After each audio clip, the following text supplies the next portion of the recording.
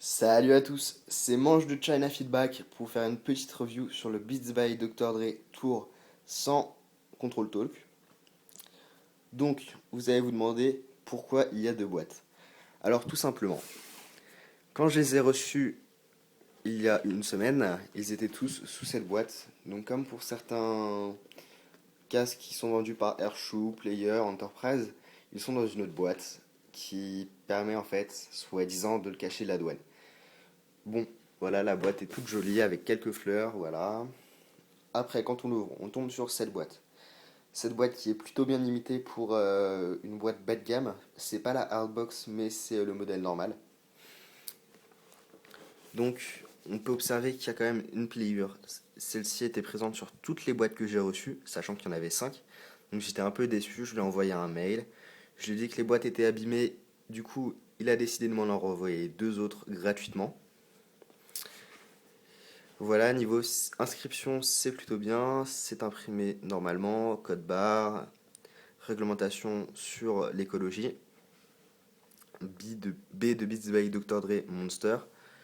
Voilà, les inscriptions 2009 Monster. Beats by Dr. Dre Tour Monster. Encore le petite image qui, elle, est bien imprimée aussi. Et des petits messages qui vous disent que ce produit est magnifique. Donc on l'ouvre. Ah, ça va être une petite galère, je le sens. J'ai galéré pour la remettre. Hop, hop, hop.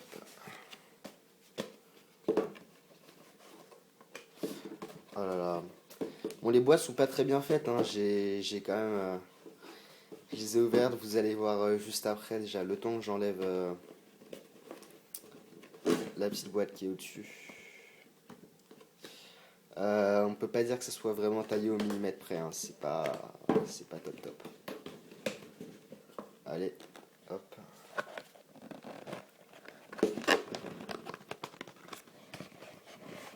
Sinon, je les ai achetés à Polar pour environ 9 euros l'unité. Ou 8 environ. C'est pas très très cher comparé à quand on les achète tout seul. Donc voilà.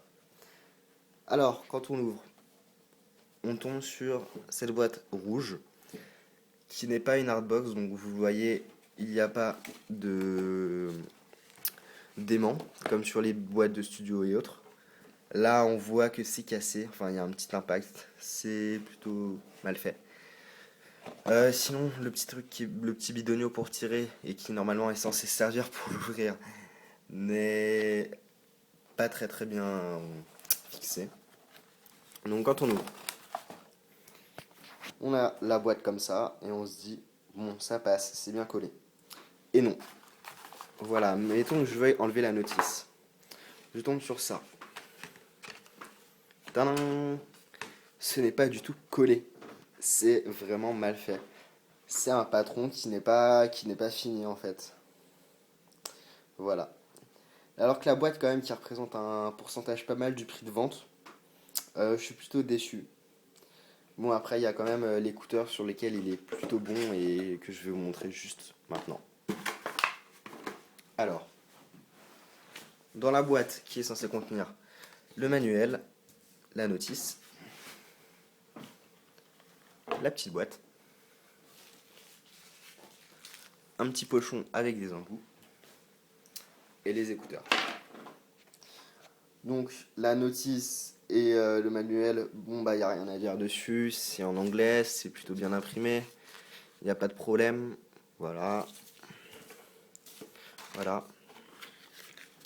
Pour la petite boîte qui permet de contenir les écouteurs, elle est plutôt bien cousue, le B est bien imprimé. Voilà, hop, ça se voit pas très bien, c'est en noir, je suis désolé. Bon, niveau embout, il n'y en a que 4 malheureux petits embouts. Comparé à d'autres, une fois que j'avais reçu sur les offers, il y en avait au moins une dizaine, je suis plutôt déçu. Même si Player, tout ça, en fait, se démerde pas trop pour les embouts et en fournissent que 6. 4 là et 2 ici. Donc concernant l'écouteur, on va commencer par le premier point fort et défaut à la fois. c'est ceci. Donc, comme vous l'observez, il n'y a pas le logo Monster dessus, alors que normalement il y est. Ce qui est plutôt dommage. Cependant, c'est le plus résistant, robuste bidonium que j'ai réussi à trouver sur les écouteurs Tour, sur DHgate. On peut les plier autant de fois qu'on veut, ça s'enlèvera pas, ça se disloquera pas même, c'est vraiment bien collé. Bon après, il faut savoir ce qu'on veut, hein. Si c'est soit de la qualité, soit si c'est du design. Après, le petit bouquet ici. Normalement, c'est en caoutchouc en fait et ça peut se clipser sous les doigts, c'est-à-dire que ça fait un petit bruit. Mais non, et on peut même enlever ceci sur cela. Donc en fait, c'est en plastique, ça se clipse pas et ça peut s'enlever, même si c'est plutôt pas mal en fait, puisque c'est plutôt robuste et ça peut se remettre très facilement.